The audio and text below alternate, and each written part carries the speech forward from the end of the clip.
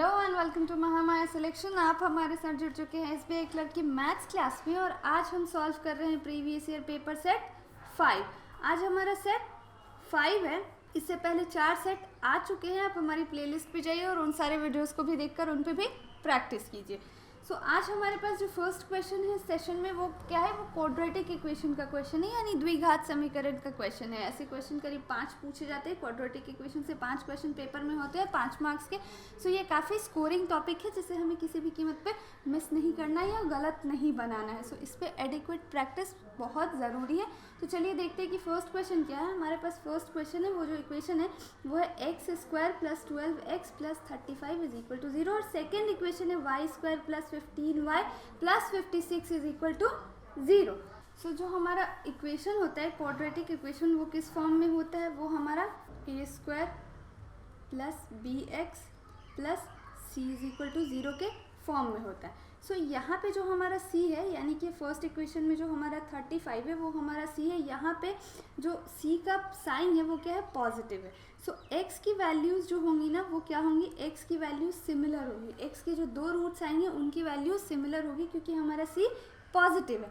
और again b positive है, इसलिए x की जो 2 वैल्यूज़ आएंगी वो क्या होंगी, दोनों की दोनों नेगेटिव होंगी। दोनों की दोनों नेगेटिव होंगी, यानी x हमारा 2 होगा वो नेगेटिव होगा। सो देखते हैं 35 है हमारे पास, क्या है 35। सो 35 के फैक्टर्स क्या होंगे, 35 के ऐसे फैक्टर्स हमें ढूंढने हैं जिनका सम 12 हो। सो ये क्या होगा, 7 और 5 हो सकता है। सो हमने तो यहाँ ऑलरेडी डिसाइड कर लिया, ये क्या होगा 7 और 5 होगा। चलिए अब वैसे ही हम y के लिए भी फैक्टर्स ढूंढेंगे। सो y के केस में क्या है, y के केस में हमारा c है अगेन पॉजिटिव है और b भी यहाँ पॉजिटिव है। c पॉजिटिव है इसलिए जो y के साइंस होंगे वो सिमिलर होंगे, यानी कि दोनों ही रूट्स जो होंगे वो सेम साइन वाले होंगे। अगर एक पॉजिटिव होगा तो दूसरा भी पॉजिटिव होगा, एक नेगेटिव होगा तो दूसरा भी नेगेटिव होगा। और b जो है हमारा पॉजिटिव है इसलिए इसका उल्टा इसका रूट होगा, यानी कि हमारे रूट्स जो होंगे वो क्या होंगे, नेगेटिव में हमारे रूट्स होंगे। सो यहाँ पे हमें क्या करना है, यहाँ पे हमारे पास है 56 के ऐसे फैक्टर्स जिनका सम 15 हो। ये क्या हो सकता है, ये 8 और 7 हो सकता है। सो 8 और 7 हो सकता है। सो यहाँ पे 7 और यहाँ 8 हो सकता है। अब हम इनका कंपैरिजन करेंगे, x और y का जब हम कंपैरिजन करते हैं तो हम क्या देखते हैं कि इस केस में क्या बराबर है। अगर इस केस में हम देखें तो -5 बड़ा है, इस केस में अगर हम देखें तो -7 बड़ा है, और इस केस में भी देखें -5 और -8 को कंपेयर करें तो -5 बड़ा है। यानी कि हमारा x क्या होगा, x या तो बड़ा होगा या तो बराबर होगा, और यही हमारा करेक्ट आंसर होगा। x हमारा या तो बड़ा होगा या तो बराबर होगा, यानी कि हमारा जो करेक्ट आंसर होगा वो क्या होगा, हमारा करेक्ट आंसर होगा option C.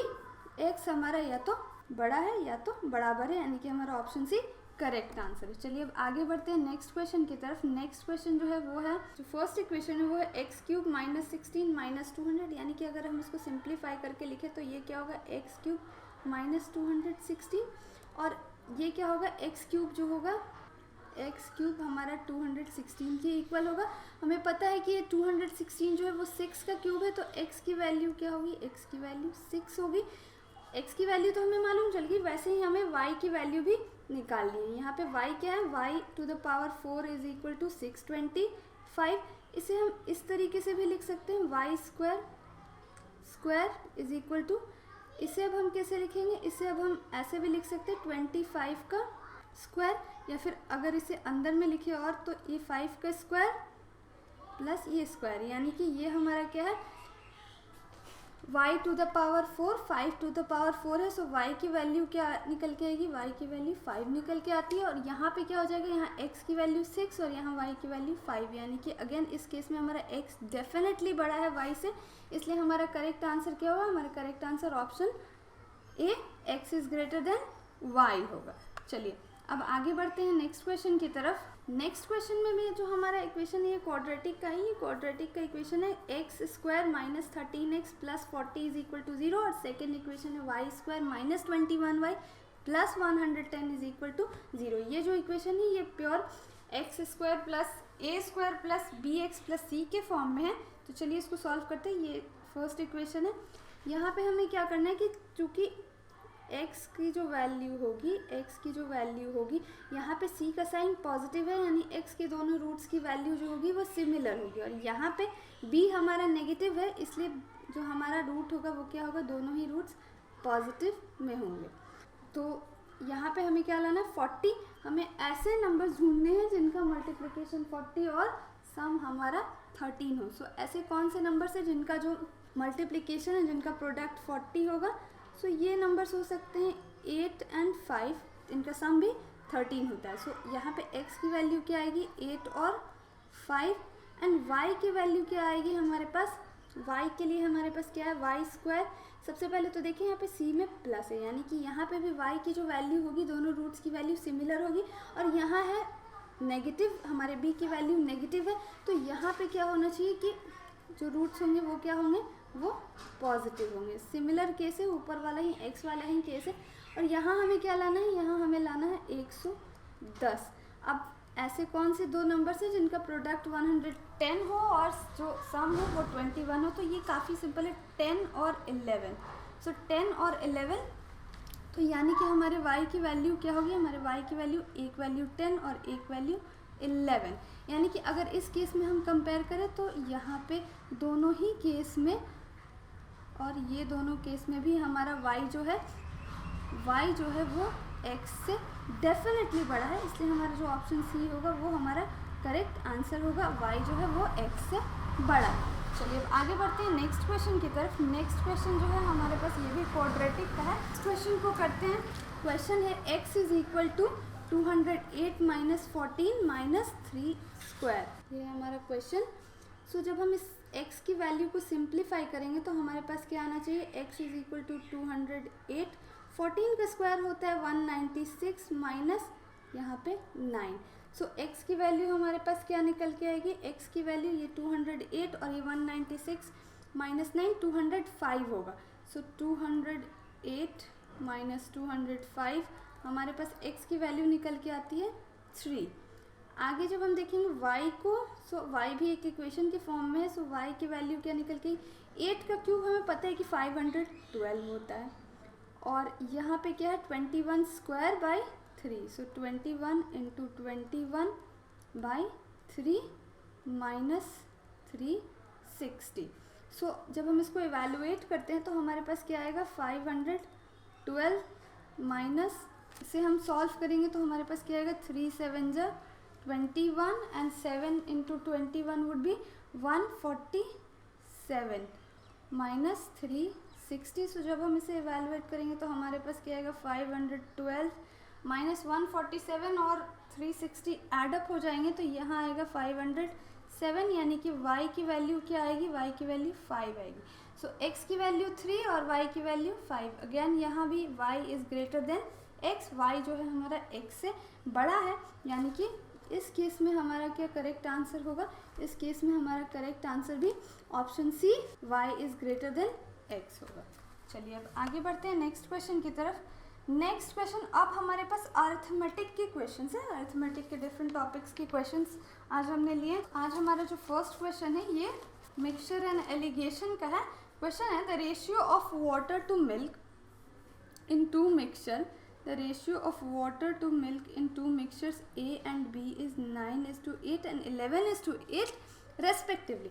When some amount of mixture A and mixture B is mixed, the amount of water and milk in the final mixture becomes 20 liters and 16 liters respectively.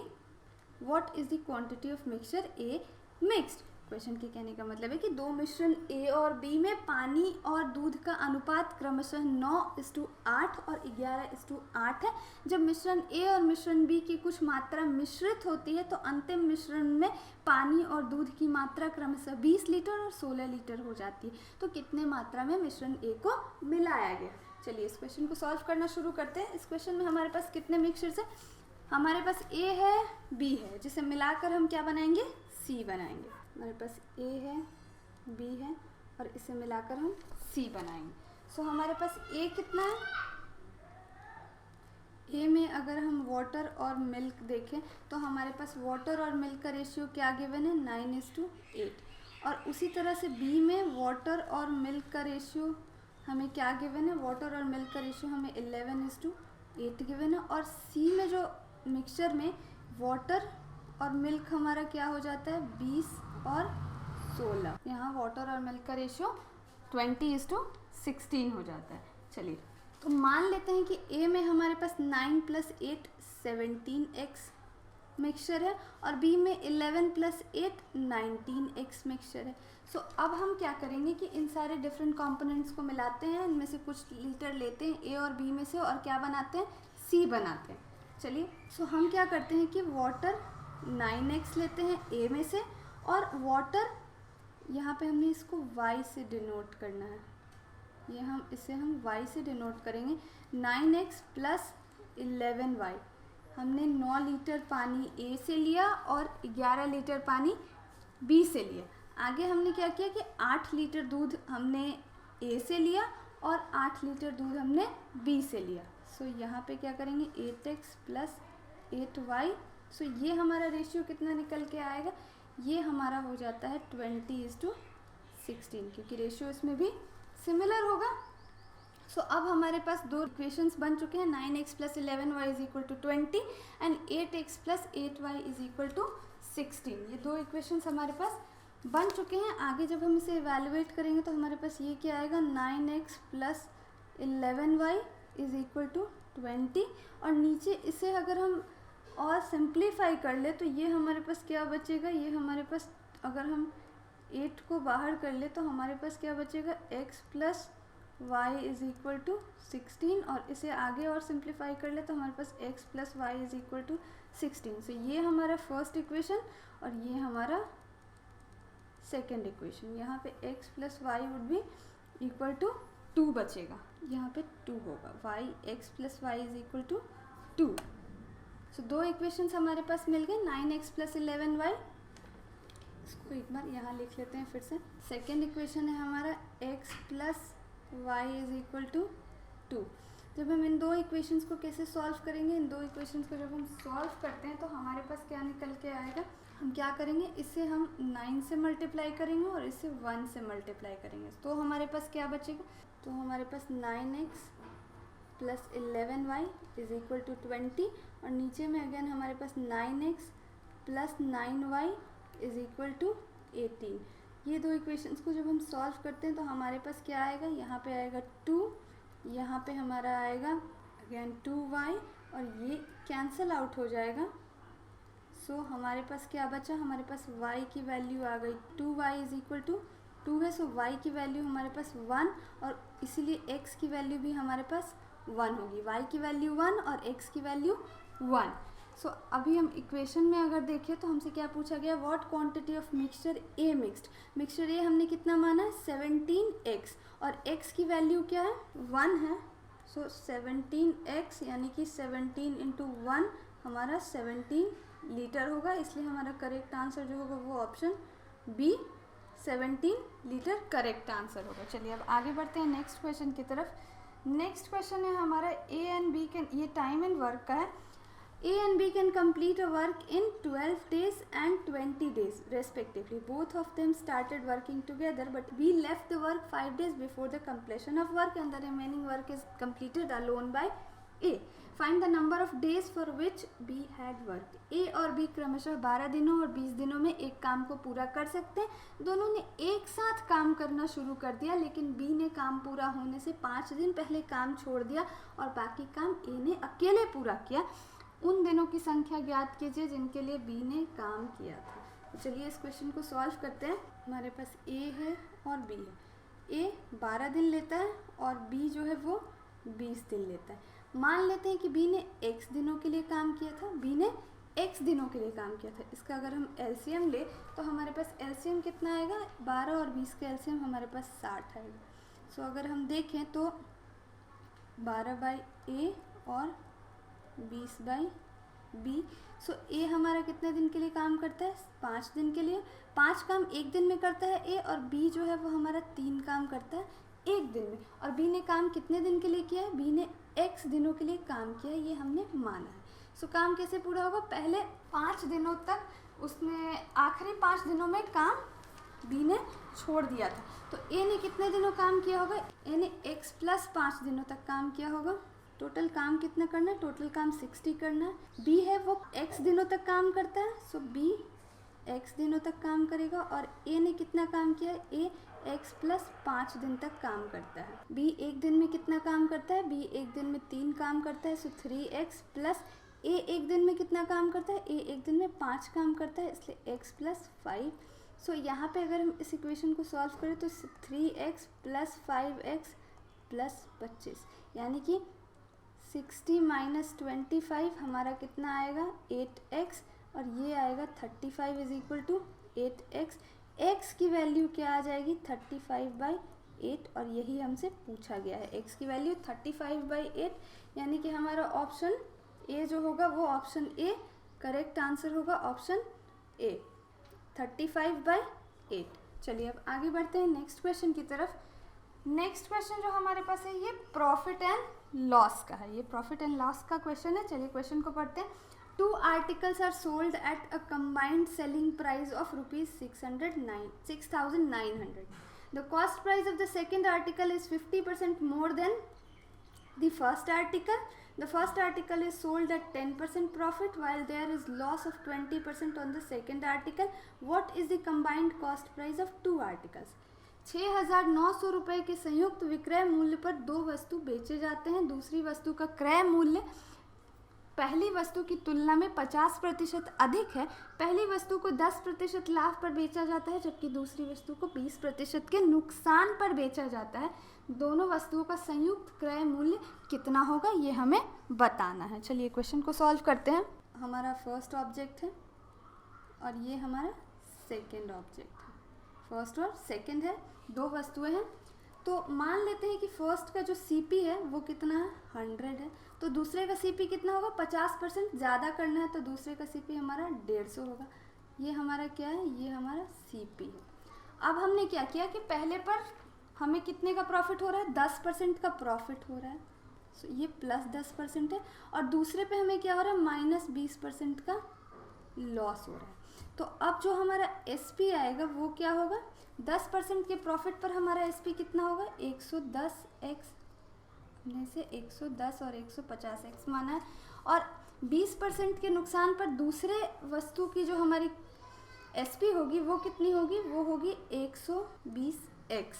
सो ये हमारा combined SP है 110 plus 120x, 110 plus 120 यानी कि हमारा 230x। और इसी 230x की value हमें क्या दे रखी है, हमें 6900 दे रखी है। दोनों वस्तुओं का जो कंबाइंड एसपी है, कंबाइंड विक्रय मूल्य है, वो हमें 6900 दे रखा है। इससे हम x की वैल्यू क्या निकाल के ले आएंगे, x की वैल्यू हमारी आएगी 6900/230 यानी कि इसे जब हम इवैल्यूएट करेंगे तो हमारे पास ये आएगा 30। सो x की वैल्यू हमारे पास क्या आएगी 30। और अब हमें बताना क्या है, हमें combined cost price, so cost price क्या था 100x प्लस 150x यानी कि 250x हमारा कॉस्ट प्राइस है। हमारा कॉस्ट प्राइस क्या है 250x यानी कि 250 इंटू 30 यानी कि 7500 रुपये हमारा कॉस्ट प्राइस है, यानी कि हमारा ऑप्शन ये जो होगा वो करेक्ट आंसर होगा। चलिए अब आगे बढ़ते हैं नेक्स्ट क्वेश्चन पे। नेक्स्ट क्वेश्चन है Sam whose salary is 40,000 spends 55% of his salary on various items.